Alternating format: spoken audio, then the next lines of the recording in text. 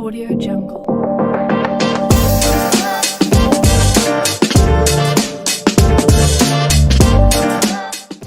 Hello there, wonderful viewers. Welcome back to Veracity with Vibes. I will be your moderator for the day, and my name is Emily. I have with me four beautiful and a handsome, or let's just say three beautiful and a handsome panelists. Something my moderator for last week, Peggy, didn't have on her show. So today we get to hear a man's voice. Now we are going to be dealing with veracity, and I'll quickly want to introduce my panelists for today. And I'll start with my immediate right, Auntie Debbie. Hello, Auntie Debbie. Hi. Followed by our beautiful and ever quiet Anna. Hello, Anna. Hello. And Maud. Thank you for joining my show today. And the man. Hello, Michael, and thanks for joining my show today. Yes, Emelia. Thank you very much for having me on. Thank you too for joining. And we are going to go straight into the agenda for today. And I'll be starting with Auntie Debbie. Now, Auntie Debbie, in this in this digital age, what would you say, per the previous conversation? Actually, we'll be building up on the previous episode's conversation. And Auntie Debbie, for your company to come to you that they would want to use a certain social media influencer to influence the markets or the customer base of your company, and you know very well that this person or the social media influencer likes to peddle lies for more social media engagement, what is the best advice you're going to give to your company as a PR and marketing practitioner? Thank you very much for the question. Before I answer your question, I would like to say a little bit about the deontologist. They say some actions of ours are naturally right or wrong, regardless of its consequence. And then it's about doing the right thing because it's the right thing to do. I advise my company to partner with honest influencers because honesty builds trust with our customers, but lie, it only ruins our reputation. Thank you. All right. Thank you so much for that wonderful input, Auntie Debbie. Sweet Maud. So I'm coming to you with this question of mine. All right. So Alistair Cook once said that a professional is someone who does his or her work and even does it well, even though they may not feel like doing it. Now, based on this thought, I would want to ask you, your customer, your client or your company wants to use a TikTok influencer. You know, there are a lot of TikTok influencers these days who all clamor for the sensationalism, the likes, the engagement, and all that. But this time around, your company wants to use a TikTok influencer who you know very well, and it's in the knowledge of your company that they peddle lies for social media sensationalism and engagement and all that to get the likes, and then they trend to be trending every time. What would you do as a PR and marketing professional based on this quotes Alistair said that a PR professional is one who does his or her work even though he does not feel like it? Okay, thank you for the question. So as Alistair Cook said, a professional is someone who does his best job even when he doesn't feel like doing it. At the point where my bosses or the company tells me to engage a TikTok influencer who peddles lies into his or her works, first of all, as a professional, I should be able to identify that this person, one, tells lies in everything they do, because I cannot just engage my brand or the reputation that has been built with anyone that does anything just like that. And I have to provide the best as a professional, regardless of the fact that a problem has been connected and linked to the job line, where this problem is an influencer who lies. So what am I going to do? I have to provide my best as a professional. So I ignore the lying one and convince my boss that we have a brand and a reputation to uphold. we've built this brand for many years, and it is even worse if we are now starting, because we cannot start building a brand with lies to gain customers. It's based on lies. So I think it would be best for me to sit down with my organization, the heads of organization, and tell them that, look, I understand that we want to get the followers, we want to get the customers, the consumers, the publics to look at our side of anything that we produce. But it will be best to link ourselves with influencers that carry a good brand, that are not known for lies and all of that. Then we are able to provide our brand a good public. Because the moment you affiliate yourself with lies, you're just going to be doing anything anyhow, and you wouldn't even know. Your brand can just wind up one day because you've been lying for a long time, and then you have to eat the cake that you give to your public. They can all come at you one day and say, you know what, you've been lying to us for a long time and we knew about it, but today we're going to give back your blow. So I will advise my organization and my firm to affiliate themselves with an influencer who is very honest and trustworthy. Thank you. All right. Thank you so much, Maud. And we move straight to the man of the house. Now, Michael, you know cigarette companies, right? You've seen a cigarette packet before. Now, do you agree that cigarette companies should include, or do you agree for the fact that, with the fact that, do you agree with the fact that they include the side effects of their products on their cases? Let's take it that you are a PR or marketing lead for a tobacco company and you need to make sales. Do you think that tradition of including the side effects should continue to be upheld? All right. Let me borrow Neil deGrasse's theory of truth. All right, and he segmented truth into three parts. The first is the political truth, personal truth, and then the objective truth. All right, so in this context, we are going to focus on the objective truth. You and I know that, no matter what, anything you smoke into your system is going to damage your kidney. However, there is a personal truth. So when I say a personal truth, someone feels that when I smoke, it's going to relax me in a way. So there's no harm in smoking. Let me just smoke and that's fine. Do you get it? So at this point in time, the personal truth and then the objective truth seem to conflict. But in actual fact, they don't. One benefits the customer, then the other benefits the company at large. You have told the truth that, look, purchase it to suit your lifestyle. Purchase it to suit your demographical selection or your demographical choice. You understand me? You know, in as much as smoking is harmful to one's health, you know there are some people who can smoke about 10 packs in a day. Yeah. You understand? If not, exactly. You know, and it has what it does to them. Some people are mentally settled, emotionally stabilized when they smoke stuff like that. So it tells you that there are people who really need cigarettes. You are a company. You have money to make. You have customers to reach. You have a brand to expand and to build. So you have to be truthful. Tell them the truth once and for all. Let me borrow this quote from, what do you call him? Aristotle, okay?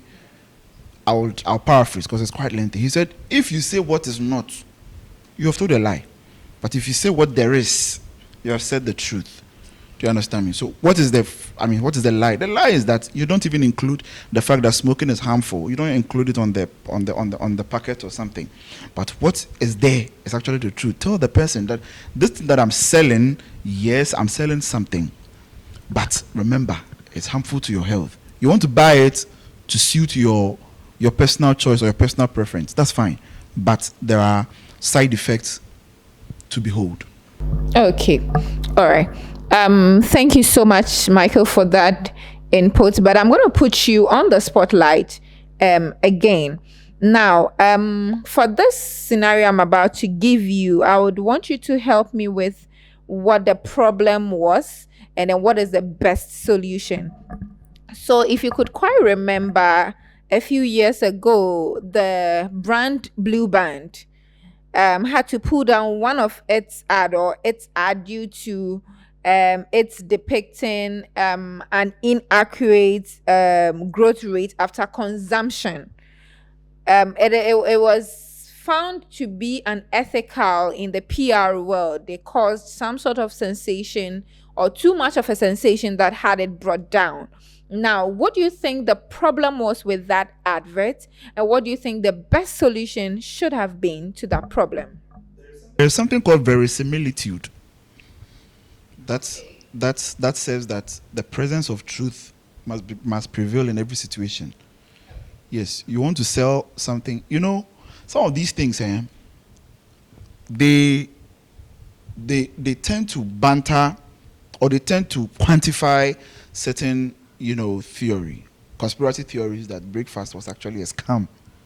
Do you understand me? Most of these things are targeted at children, and I think most products beyond Blue Band tend to lie. How do you tell me that my child will drink a malted chocolate beverage, and tomorrow, if he goes to class, whatever is studied will be grasped at once? Do you understand me? When you look at what Veracity encompasses, it encompasses truth, accuracy, verification, everything that tackles what? Honesty. You understand? So I'm looking at truthfulness, probity, verification. I'm looking at honesty. I am trying to sell a margarine product. How do you tell me that a boy who was 1.2 inches takes in margarine and the next time he's 3 inches? I mean, you understand? Yes, employing creativity, in advertisement is very prudent, because at the end of the day, it brings you a lot of, it brings some traction, because someone wants to see that catchy part of the advert so that the person is, enticed. Do you understand? We are all there. Best point, savings and loans. I will go mostly because it has been drummed in my ears constantly. Do you get it? But the point where they will now lie, they will now have to lie and tell me that if I bring 10 Ghana cedis, I will make 100,000 Ghana cedis at the end of the month. That's falsification. That's not true. And that deflects, the true nature of Veracity. Do you understand me? So, yes, as a PR and, marketing practitioner, I will advocate that whoever does my copywriting, copywriting is the process that advertisement goes through. That's where the final scripts or the final screenplay is being derived and all that. Charlie, in as much as we are trying to rapidly drive someone's attention, let us be also very truthful, do our work with a lot of decorum and all that. So that's what I have to say with the Blue Band's unfortunate incident. There's another advert with a small child that was blackmailing the sister, that if the sister doesn't give her extra milk, she'll tell daddy that the sister brought a boyfriend. Exactly. Sometimes we must be creative in a way, but let's also make sure that we don't lie, we don't falsify things, and we don't. The word I'm looking for in marketing that deflects ethics is exaggeration. Thank you. Okay, but what do you think for the ad that they put up, or the advert that they put across? What would have been the best solution to deflect everything that they did? Well, they put out an advert which wasn't ethical, but what would have been their best solution to salvage the situation at the moment? Oh, pull the advert down and develop different strategies. You see, that is where the company's PR practitioner or the marketing team must be very sensible. Sorry, for lack of better words. Because you see, in as much as you have a truth to tell, you have to be also very careful that you don't lose the interest, or you don't lose being on the radar of your customers. You understand? You remember Kebasho? There was a bad reportage. They said 8 people die after consuming Kebasho, which was not even the actual story. But you see, up till now, Kebasho is struggling. Same way there has been a lot of, terrible things that have been confronted, that products have been confronted, and most of them are still working. How many people haven't been told that MTN is defrauding people? But MTN is still in operation, because there is always a beautiful way, fact sheets and whatever, VNRs, constructive ones, beautiful ones, persuasive ones, and most importantly, conceptual ones. Don't forget the 7 C's of being a creative writer, or writing for multimedia comes to play.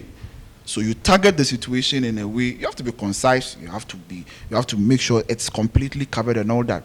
So pulling down the advert was the best. They have, already Blue Band is a household name. It's a breakfast staple, So for me, if I was there, I would have just taken it off and then come up with a different concept that depicts the growth of children in a much more different way. Okay, thank you so much, so much. Thank you so much, Michael. And I would zero in on to Anna. Anna, we've talked from the first episode till now. We've been talking about deontology, the theory of truth, and it's always been truth, veracity, truth. Now, I want you to help me advise the audience about what would be the effect of not applying veracity, and also what is the benefits of applying veracity? What is the effect of not applying veracity, and what is the benefits of applying veracity? Over to you, Anna. Okay, thank you. So, veracity is just a fancy word for truthfulness in marketing or communication. So, when businesses don't apply veracity, things can go downhill fast. Like, for instance, you lose your consumers. They don't trust you for anything you bring out. And also, you can destroy your brand's reputation, which is very bad for business. And the worst of all is legal penalties. Some consumers know the law, so if you are lying to them, they can take legal actions upon your brand. And on the flip side, being truthfulness in your business is the best because it's very important. If you are being truthful to your consumers, even if you're at fault and you come out and you tell them the truth, they respect you for that because you are being honest to them. And it also builds your brand reputation and also boosts your brand. It helps you to boost your brand because they trust you for everything you bring out because you're always telling them the truth about even your mistakes. You tell them the truth about it. So in a digital world full of noise, the truth always wins. All right, so we've heard from our beautiful panelists and our beautiful and handsome panelists, and we've heard a lot. We are nearing the end of our program for tonight, and I would want to throw it back to our panelists if they have any advice or any last words for our viewers. Panelists, over to you. Okay, thank you very much. We are PR and marketing students. Okay, our discipline is PR and marketing. One thing we should understand is, irrespective of the fact that customers and consumers can be one person, it can also mean two different people. In this case, a child is a consumer and their parent is a customer because their parents buy the product and the child consumes the product. Companies should understand that when you are trying to advertise to them or tell them something about your product, you have to be able to tell the truth. Because imagine if I am buying a diaper, okay, for my child, you should tell me why I should buy that diaper. There isn't going to be any diaper rash. And if you consistently pay attention to the adverts that come from some of these diaper making companies, most of the things they say is, my child used to cry a lot late in the night, and now she doesn't cry no more because we are using so and so diaper. And it's so surprising. How can a diaper make a child happy? You have to give me reasons. So the diaper has an amount of cotton that's able to soak blah blah. I am buying something for my child that is a consumer, so you should be able to tell me the truth. So going around trying to hit into my emotional side just so my child will not cry, sometimes it's so sad that I think some brands have to step up and tell us the truth about what they're really bringing to us. Yeah. Thank you. All right, thank you. And anyone else with any last words? Yeah. I also want to advise companies that they should prioritize honesty, loyalty, and truth over their short-term gain. All right, thank you. Prioritize honesty and truth over your short term gains. Now, this brings us to the end of the second episode of Veracity with Vibes. My name is Emily, and until we come your way again next week, this is Veracity with Vibes. Thank you and bye-bye. Audio Jungle.